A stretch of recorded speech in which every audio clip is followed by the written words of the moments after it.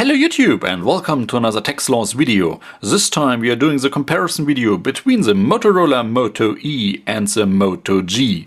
The Moto G came out first and it was really a nice phone because of its price. You get a mid-ranged phone for a price of an entry phone. We got 160 euros for the 8GB version and 180 euros for the 16GB version. Keep in mind there will be a new version out shortly in the next couple of weeks which will cost nearly 200 euros, but it will give you LTE support and a micro USB card. Then, a couple of months later, Motorola designs a Moto E. It was even cheaper, yes, but you won't get the same performance and the same features as on the G. And I want to tell you now and show you some things from a normal day usage point of view, which device you should buy, in my opinion. The Moto E got the same Motorola Moto design here. It's a little bit shorter, a little bit smaller. We got a 4.5-inch display on the G, a 4.3-inch display on the E. Buttons on the right side, exactly the same design. We got a white Motorola logo here and a black one there. There's not really big difference here. Both devices got removable back covers. Both devices got a micro SIM card slot. Both devices you can't remove the battery. And in this Moto G version, no micro USB card slot, and here no either. On the top we got our headphone jacks, on the left side we got nothing, and on the bottom we got our micro USB ports, as you can see. And yes, you have already noticed it, there is no flash on the Moto E, and the speaker, where's the speaker? This is easy, it's on the front, it's on the same in the same slot here as a microphone. And another thing you noticed, front-facing camera, no front-facing camera. I'm not kidding. Motorola is not giving the Moto E much to work with. But first of all, the display. 4.5-inch display, LCD display, 1280 by 702 pixels. So we got 330 ppi, and this is a nice display. It's sharp, it's the colors are okay, and it's bright. Definitely a nice screen to look at. Viewing angle is not that great, but you can work with it. This is okay. This is definitely, if you keep the price in mind, this is definitely a nice screen. Then comes the Moto E, and it's got not the same resolution. We got 960 by 540, so we got around 250 ppi. In comparison, yes, it's not that sharp, but it's still good enough. The colors and contrasts are still enough. But we got a really horrible, a terrible viewing angle here. Just move your head a little bit to the side and you can see the colors are gone. Not really a nice colors here. You can't see anything on the device if you only go a couple of centimeters to the left or a couple of inches to the left or right. No, not a really nice display. Brightness is okay. Both devices are terrible outside. You can still view what's on your screen, but not that good.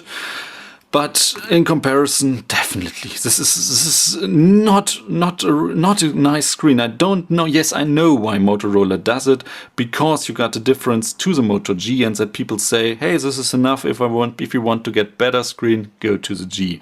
Still, the G this is one of the main, maybe the main reason for me to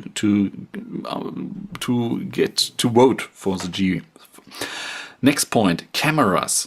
We got on the backside, we got both our 5-megapixel cameras. I guess they are the same, but there's a main difference. The G can still record videos in 720p. The E does not. It only records in 480p, and those videos look terrible. In my opinion, even the picture quality is worse. This is something I can't understand. No, you don't want this phone as your camera. This one will not replace even the cheapest digicam.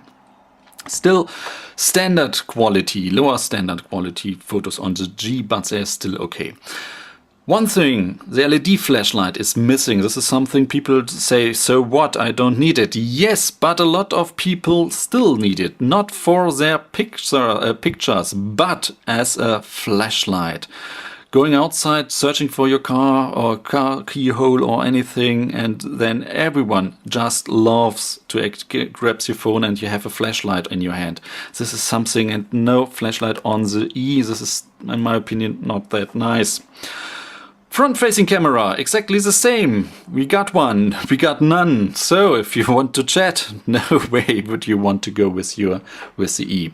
Then let's talk about speakers. This was quite a surprise. The speaker on the back is okay, lower standard, okay, it's nice. But because of the speaker on the E being placed into the microphone here, it's giving up the sound to your front, to your face, and this is definitely sounding better and a nice place to put your speaker. So speaker point goes to the E. Big surprise here.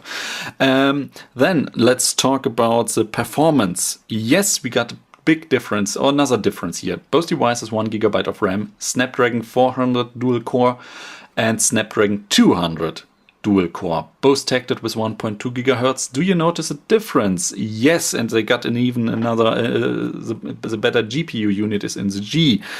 The G is the faster and smoother phone. You got still some micro lags here and there, but overall the G is a little bit more smoother than the E. The E is still working fine here. Definitely, and for most people even the E is sufficient enough for your normal daily usage, surfing the web, doing stuff, writing on WhatsApp, being in the social networks. Not really a difference here for normal day usage. What about zooming in and out on websites? This is, yes, you can see it, it's still okay. It's not that really that nice, but you get this lags, it's taking time. But if you just want to look on a website, definitely it's okay, but definitely smoother and faster on the Moto G. Next point, both devices got Android 4.4 KitKat installed on them, and both devices normally come with close to vanilla Android. Motorola is giving them a little bit, really tiny slider layout design. They got a border here, and they don't got this Google Now feature. I just installed on both devices the Google Now launcher, and this works really nice on both devices. So you can have Google Now just on the left side as on the Nexus devices, and all you guys, you can do the search with keyword, with speaking while your display is turned on, but still you got Google Now coming from the button. Everything is the same. Apropos buttons, I forgot. Building quality. I have to say, maybe the back cover of the E is feeling a little bit nicer, but overall the building quality is good on both devices, but better. Even what's talking about the button quality, the fitting is a little bit better on the G. But still, Moto E for 120 euros, still a nice phone. Can't be compared to the crappy phones you get for 80, 90, 100 or even 150 bucks. Some people are selling out there. This is definitely a comparison. Let's talk about battery. Both devices got around 2000 milliampere hours battery, and you get screen time, on-screen time between 4 and 6 hours depending on how heavy you're using your phone.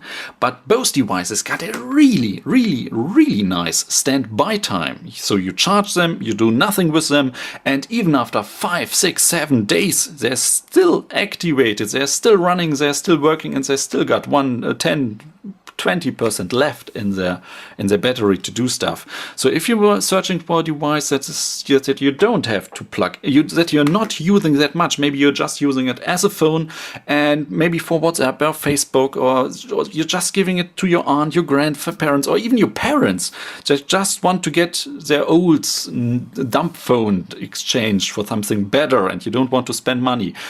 This is really, Motorola is doing a great thing with the Moto E and G phones here, because they got this great standby time. Most people getting a smartphone for the first time are always complaining that they have to plug them in every night, but they haven't done anything with them other making a 1-minute phone call over the day. And this is something for those people. Both devices are really, really nice devices. Let's talk about price. Oh, one thing, we got only 4 gigabytes in the Moto E here, but I've made a big mistake on the beginning of the video. Of course, the E got a micro SD card slot. Otherwise, 4 gigabyte would be terrible, because from the 4 gigabyte there are only 2 gigabytes left if you get your phone out of the box. So memory is not that an problem, but still you can't install big apps or all of the apps on USD card. Yes, Motorola has found a way around of Google Android KitKat restrictions, but not all apps work with it. So yes, we got an SD card slot. I did this mistake here. Sorry about that. You got an SD card slot, and if you're buying this phone for 120 euros, make sure to invest 10 or 20 euros more for an 8, 16 or 32 gigabyte SD card where you can put your pictures on them, which will be terrible, but maybe you just put your videos on them, or your TV shows or your audiobooks or all the stuff, then yes, this will work. So price 120 euros without the SD card and 160 euros in the 8 gigabyte version. So you pay 1/3 more for the 8 gigabyte version. And yes, do it. Don't buy the E, in my opinion. For if you want to really use your phone and you stare at least half an hour, maybe an hour a day on the screen, just this would be the reason to buy the Motorola G, because it got the nicer screen, it got the better PPI value, and yes, the better viewing angle, and it's brighter and all the stuff. Yes, please, if you're using your smartphone, get the G, definitely. If you're buying a cheap smartphone for someone else who's not, you don't want, or where you think the person won't surf the web much or big time, or Facebook and all the stuff, who just wants a new phone with a great standby battery life, and that you can reach maybe via Facebook or WhatsApp, and this person won't do much over the day with your phone, then yes, the E will be sufficient. You don't need to spend extra money for the G, but then keep in mind this person won't get a flashlight, won't make nice pictures, and won't have the ability to video chat with you.